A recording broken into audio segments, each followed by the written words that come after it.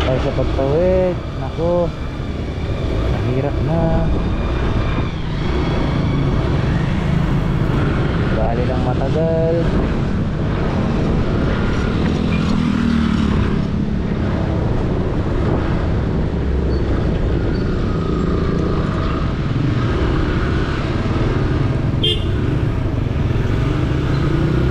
Thank you.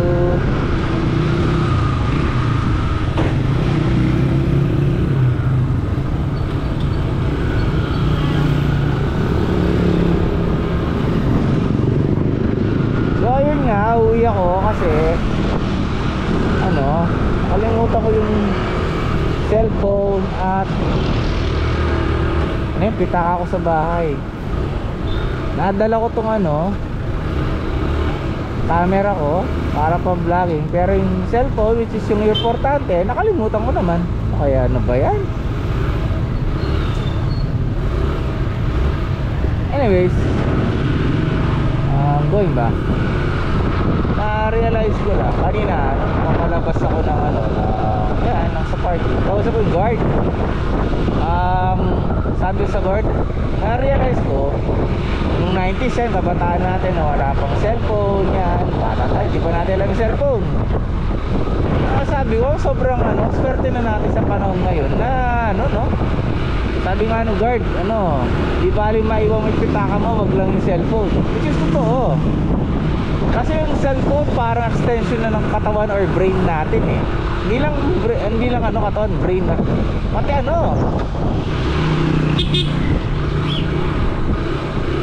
yung natin, ang tawag dyan, yung banking. Kunwari wala kang sabi natin may pera ka sa bangko, may online ka lang na, may cellphone ka lang, tapos may app ka lang, pwede ka mag-transaction online. Andyan yung BPI online, Security Bank online, Video online, Metrobank online. Lahat ng bangko available. Hindi mo na kailangan pumila actually eh. Minsan nga, mas matagal pa yung bangko, lalo na kung kunwari kulang sila sa tao.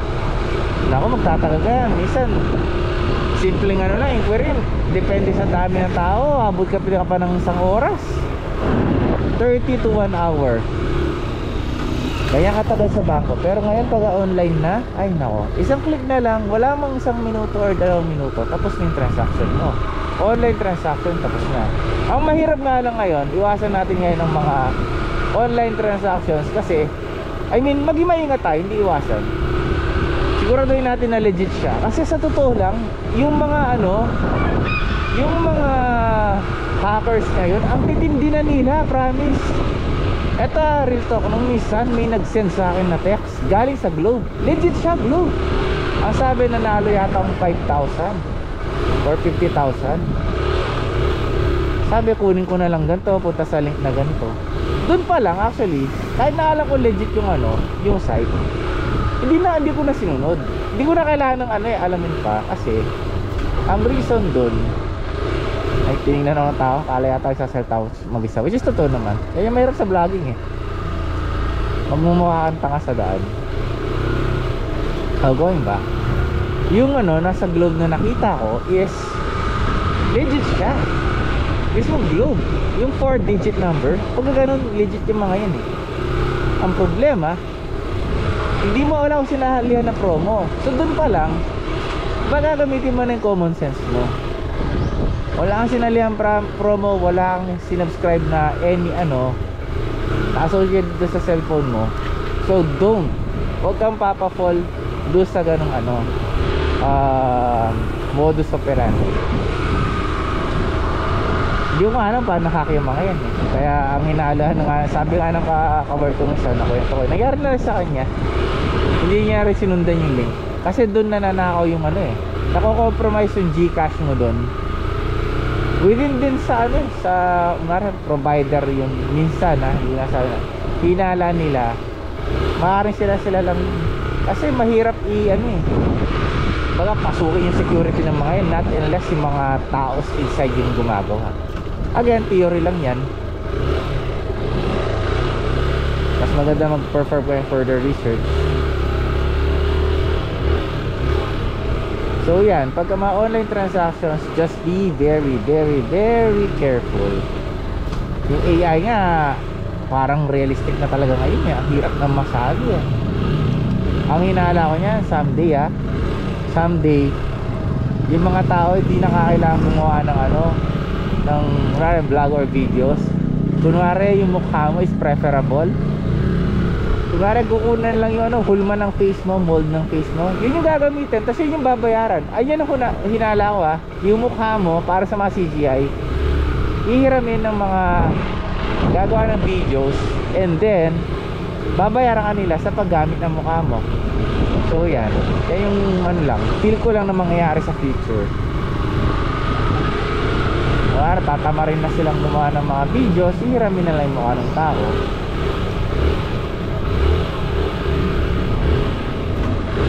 Sana hindi umulan. Lunch break lang ngayon eh.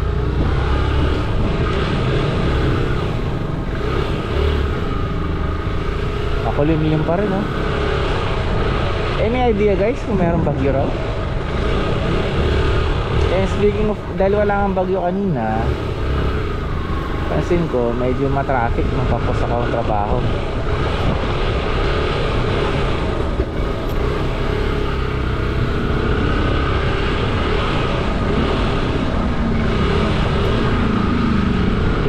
Naka-shades.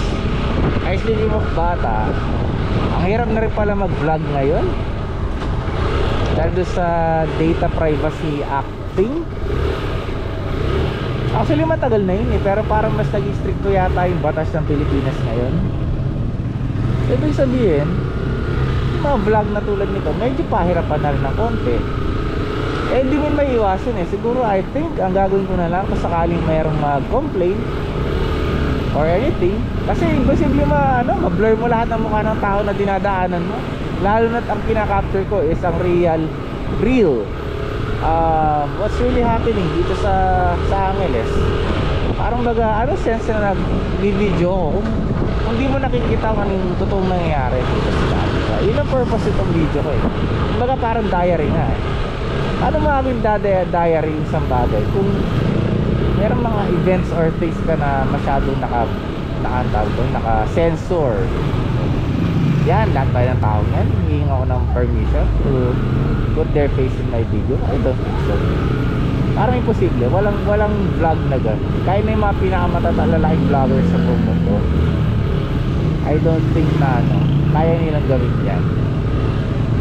Not unless na sobrang dami ng tauhan nila, binablur nila ang faces ng lahat ng mga tao.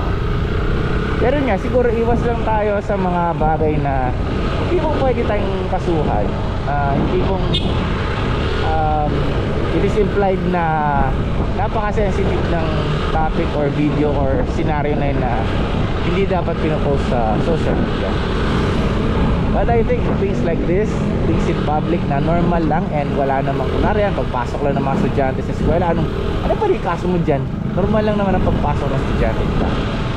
Anything na maaari makasira ng ibang tao, I think that's something that is YouTube is preventing to happen. People protection nga naman, regardless of good or bad thing siya. Kung bad thing siya usually yan, kung makakasira sa reputasyon ng isang tao, lalo sa mga bata, iniwasan natin. So